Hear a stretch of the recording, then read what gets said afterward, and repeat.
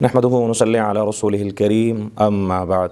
رمضان المبارک کے مبارک لمحات کو ہم کیسے قیمتی بنائیں؟ سب سے پہلے اس مبارک مہینے میں ہمیں جو کام کرنا چاہیے، سب سے افضل اور بہترین عمل ہے 5 وقت با جماعت نماز کی ادائیگی کرنا۔ اس کے ساتھ ساتھ یہ وہ عمل ہے جس کے متعلق اللہ تعالیٰ نے قرآن کریم کے اندر یوں فرمایا سورۃ المؤمنون میں، قد افلح المؤمنون الذین هم فی صلاتہم خاشعون۔ اللہ تعالیٰ فرماتے ہیں دنیا میں وہ مومن کامیاب ہیں۔ یا اللہ کون سے مومن؟ اللہ فرماتے ہیں الذین هم فی صلاتہم خاشعون، جو اپنی نمازوں کے اندر خشوع اور خضوع کو پیدا کرتے ہیں۔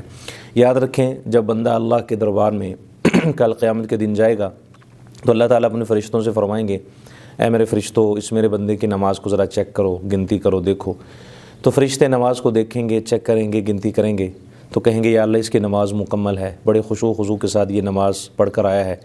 تو اللہ تعالیٰ فرمائیں گے میرے فرشتوں، اس میرے بندے کا آگے حساب لینے کی ضرورت نہیں، اس کو اسی طرح سیدھا جنت میں داخل کر دو۔ تو رمضان المبارک میں جو سب سے خاص عمل ہے وہ ہے با جماعت 5 وقت نماز کی پابندی کے ساتھ ادائیگی کرنا۔ اس کے ساتھ ساتھ فرصت کے لمحات میں زیادہ سے زیادہ قرآن کریم کی تلاوت کی جائے۔ گھر میں اگر مل کر تلاوت کرتے ہیں تو اس سے گھر کے اندر بھی روحانیت پیدا ہوتی ہے، مال کے اندر بھی برکت ہوگی، کام کے اندر بھی برکت ہوگی، رزق کے اندر بھی برکت ہوگی، پریشانیوں کا بھی خاتمہ ہوگا۔ تو گھر میں مل کر قرآن کریم کی تلاوت کرنے کا معمول بنا لیا جائے اس مبارک مہینے کے اندر۔ قرآن کریم کی تلاوت کرنا یہ رمضان المبارک کا خاص عمل ہے۔ صحیح بخاری اور صحیح مسلم میں یہ حدیث پاک آتی ہے، حضرت ابن عباس رضی اللہ تعالی عنہ فرماتے ہیں نبی کریم صلی اللہ علیہ وسلم حضرت جبریل امین کے ساتھ رمضان المبارک میں قرآن کریم کا دور کیا کرتے تھے، یعنی سننا اور سنانا اس کو دور کہتے ہیں۔ تو نبی علیہ الصلوۃ والسلام حضرت جبریل امین کے ساتھ یہ عمل کیا کرتے تھے، قرآن کریم کا دور کیا کرتے تھے۔ تو یہ اللہ کے محبوب صلی اللہ علیہ وسلم کا ایک مبارک عمل ہے۔ حضرت امام احمد بن حنبل رحمۃ اللہ علیہ ایک دن اللہ تعالیٰ سے کہنے لگے، یا اللہ اگر آپ کا دیدار کرنا ہو، آپ کی زیارت کرنی ہو تو کون سا وظیفہ کروں، کون سا عمل کروں؟ اللہ تعالیٰ نے فرمایا، اے میرے بندے، اگر قرآن کریم کی تو تلاوت کرتا ہے، اگر میری زیارت کرنا چاہتا ہے، اگر تو چاہتا ہے کہ میرا تمہیں دیدار ہو تو قرآن کریم کثرت سے پڑھا کر۔ تو حضرت امام احمد بن حنبل رحمۃ اللہ علیہ نے پوچھا، یا اللہ کیسے پڑھنا ہے، سمجھ کر پڑھنا ہے یا بغیر سمجھ کر؟ تو اللہ نے فرمایا، میرے بندے سمجھ کر اگر آپ پڑھیں آپ کی مرضی، بغیر سمجھ کر پڑھیں آپ کی مرضی، کتاب میری ہے، کلام میرا ہے، پڑھنا آپ کا کام ہوگا اور اپنا دیدار کروا دینا میں عرش والے کا کام ہوگا۔ تو قرآن کریم وہ کتاب ہے، وہ کلام ہے جس کے پڑھنے سے اللہ کا دیدار بھی نصیب ہوتا ہے۔ تو یہ خواب کے اندر حضرت امام احمد بن حنبل رحمۃ اللہ علیہ کو اللہ کا دیدار نصیب ہوا۔ سورۃ الکہف میں اللہ فرماتے ہیں، المال والبنون زینۃ الحیات الدنیا والباقیات الصالحات۔ یہ دنیا کا مال، دنیا کی اولاد، یہ دنیا کی زینت ہے۔ والباقیات الصالحات، باقیات صالحات زیادہ سے زیادہ کیا کریں۔ صحابہ کرام نے عرض کیا، اللہ کے رسول یہ باقیات صالحات کیا ہیں؟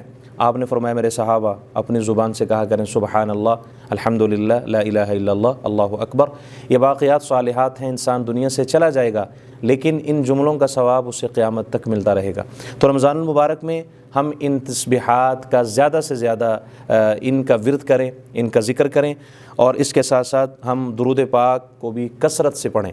جتنا ہم درود پاک پڑھیں گے اس سے اللہ سبحانہ و تعالی اپنا قرب بھی عطا فرمائیں گے، اپنے پیارے محبوب صلی اللہ علیہ وسلم کی اتباع بھی ہمیں نصیب فرمائیں گے۔